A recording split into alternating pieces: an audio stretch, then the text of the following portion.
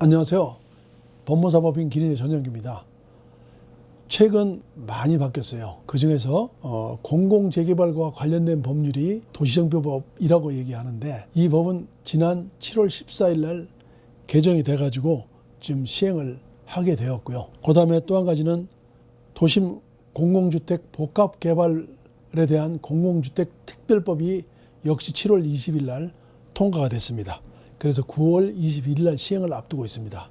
또 한 가지는 우리가 잘 아시는 빈집 및 소규모 주택 정비 특례법도 역시 같은 날짜인 7월 20일 날 통과돼서 9월 21일 시행을 앞두고 있습니다. 왜 이런 말씀을 드리냐면은 항상 부동산 대책이 먼저 앞서고 그 대책을 이행하기 위해서 관계 법률이 개정되는 순서를 취하고 있기 때문입니다. 오늘은 이 중에서도 도시정비법과 관련된 공공재개발하고 공공이 직접 시행하는 재개발 사업에 대한 구별을 하고, 이 양자의 사업을 인해서 권리산정 기준일 또는 우선 공급권을 받을 수 있는 그 차이점을 얘기해 보고자 합니다. 잘 아다시피 공공재개발은 지난 5, 6대책으로 시행된 것으로서 기본적으로 관리처분 방식에 의해서 진행되는, 또 이 방식에 의해서 협의를 하다가 안 되는 건 수용 재개를 할 수 있는 점이지만은 관리처분을 따른다, 또 주민의 의견을 충족시킨다라는 점에서 우리는 공공참여란 이름으로 해서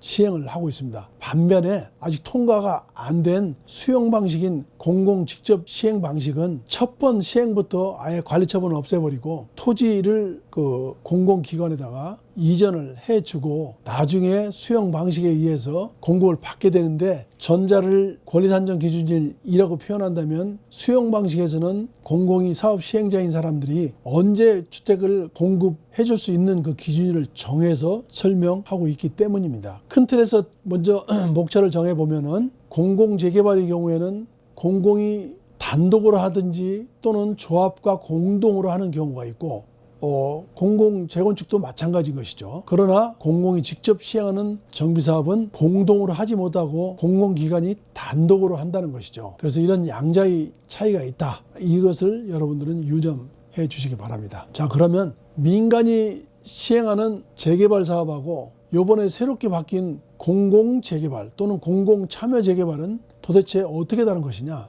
같은 도정법에 의해서 시행된다고 하더라도 민간에 의한 재개발 사업보다는 공공이 하는 공공재개발 사업의 경우에는 같은 관리처분을 방식을 취하더라도 확정 분담금을 통해서 수익을 확보해 줄 수 있도록 이렇게 하겠다는 것이죠. 그리고 또 한 가지는 우리 도정법 제80조에서 이미 나와 있는 지분형 주택을 공급할 수 있도록 해서 실제로 종전 자산가액이 분양가액 이하로 해서 무주택자한테 주도록 하고 10년 이내 공동 소유를 통해서 소유를 쉽게 할 수 있도록 한다는 이런 장점을 가지고 있기 때문입니다. 따라서 이 부분은 공공이 소유권을 가지고 있는 건 아니지만 그 관리처분 방식에 의해서 진행을 하면서 수익도 보장을 해주고, 관리처분은 여러분 소유자들의 의견을 들어주고 그다음에 지분형까지 줄 수 있도록 이렇게 하고 있다는 것이죠. 그런 점에서 민간이 시행하는 재개발 사업보다는 다르다, 이렇게 이해를 하시면 되겠습니다. 그래서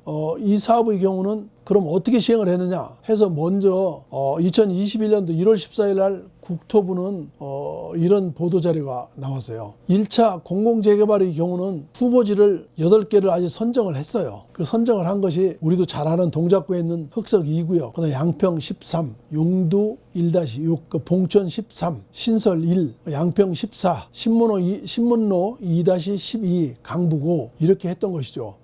그래서 1차 후보지로 선정을 한 이곳은 기본적으로 재정비 촉진지구에는 포함되지 않은 지역이지만 추진위원회나 조합이 구성됐거나 또는 정비구역이 이미 들어선 지역입니다. 그래서 여러분들은 이 8개 지역의 경우에는 실질적으로 공공재개발로 진행을 하게 됩니다. 그러나 여기에서 유의할 것은, 이 공공재개발이라고 하더라도 1차의 경우에는 여러분 유념하셔야 될 것이 종전의 권리산정 기준일을 적용한다 라는 것이죠. 앞서 말씀드렸듯이 이 구역들은 실제로 구역이 되어 있거나 정비구역이 또는 추진위원회 또는 조합이 구성되어 있는 사업장이기 때문에 당연히 여러분도 잘 아시는 정비 예정구역은 이미 만들어져 있다는 것이죠. 이때의 권리산정 기준을 어떻게 따지냐 하면은 나중에 디테일하게 설명할 기회가 있겠지만은 정비 예정구역이 언제 만들어졌느냐에 따라서 권리산정 기준일을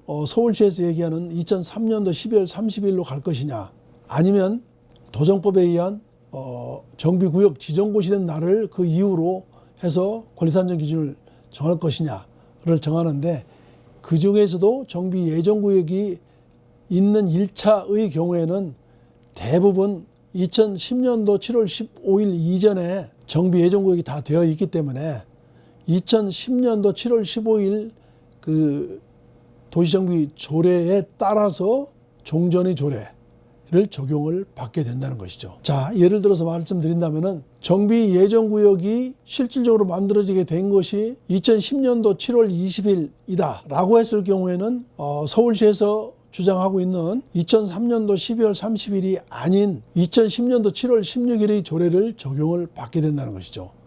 여러분들도 보시면은 2010년도 7월 15일에 만들어진 조례 적용을 받게 되면은 종전의 조례를 받는다고 하면은 2003년도 12월 30일을 기준으로 해가지고 조례 시행일인 그 날짜를 하게 되면 상당히 어려운 부분이 있을 수 있습니다. 그러나 2010년도 7월 15일의 조례를 받게 되면은 이 이후의 조례에 따라서 좀 더 여유 있게 정비구역 지정 고시일 이후의 권리산정 기준을 적용을 받을 수 있다. 이렇게 생각을 하시면 됩니다. 특히 여기서 문제가 되는 것은 신축 빌라의 경우입니다. 신축 빌라라고 하는 것은 신축을 새로 져서 단독주택을 부시고 신축을 져서 마치 신축 쪼개기로 이뤄진 것으로 이렇게 부르고 있는데요. 실제로는 2008년도 7월 30일 이전에는 종전의 적용을 받는다 하더라도 이 신축 쪼개기에 대한 규제가 없었다는 것이죠. 예를 들어서 단독주택이 하나인데 다세대를 져가지고 6개 이상을 진다든가 하면 숫자가 늘어나게 되겠죠. 그러면 이 사람들을 다 분양대상자로 할 것이냐, 이런 문제가 있다는 것이죠. 그래서 이 부분은 종전조례의 적용을 받게 된다라고 했을 경우에, 즉 다시 말해서 설명드리면 2010년도 7월 15일 이전에 정비 예정구역으로 되어 있었다고 한다면 종전조례의 적용을 받아서 신축 빌라의 경우는 2008년도 7월 30일 이전에 건축 허가가 신청이 되어 있어서 그 이후에 진 거라 하더라도 2008년도 7월 29일 날 건축 허가가 받았던 사업장 이래야지만 하나씩 다 받을 수 있다는 것이죠. 그런데 종전조례가 아닌 신조례, 즉 다시 말해서 2010년도 7월 15일의 조례의 적용을 받는다고 한다면 당연히 그 이후의 것을 말하는 것이겠죠. 그래서 이 1차의 공모지는 같은 공공재개발이라 하더라도 2차와는 차이가 있다, 이렇게 생각을 하시면 되겠습니다. 기본적으로는 사람들은 그렇게 생각합니다. 종전조례의 적용을 받으면 더 유리할 거 아니냐. 그게 아니라는 것이죠. 왜냐하면 서울시는 2009년 2월 6일 날 권리산정 기준일을 법으로 정하고 있지만 이걸 따르지 않았어요. 왜냐하면 자체적으로 2003년도 12월 30일, 그러니까 도시정비조례 시행일을 권리산정 기준일로 자체적으로 정해왔던 것입니다. 그러다가 2009년도 2월 6일 날 법이 바뀌었지만은 기다리고 있다가 계속 버텼던 것이죠. 그러다 더 이상 세월이 지나면서 2010년도 7월 15일 날 조례를 개정을 해서 이때부터 신조례에서는 구역 지정일을 권리산정 기준일로 정해서 그 이후냐 이전이냐를 따져서 했기 때문입니다. 따라서 종전조례보다는 신조례가 더 유리하고 향후에도 이런 문제가 많이 발생될 걸로 보여집니다.